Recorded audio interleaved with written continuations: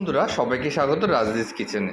দেখুন তো আজকে রাত্রিবেলার ডিনারে কি রয়েছে। ফুলকো ফুলকো লুচি, সাথে রয়েছে এরকম স্যালাড, যেখানে পেঁয়াজ খেতে তো আমার স্যালাডে ভীষণ ভালো লাগে। সাথে রয়েছে এরকম কষা কষা একটা মাংসর রেসিপি। দেখেই কত লোভনীয় লাগছে, এবং প্রচণ্ড গরম। তার সাথে রয়েছে দেখুন কোল্ড ড্রিঙ্কস। তো জাস্ট আজকে ডিনারটা কিন্তু জমে যাবে।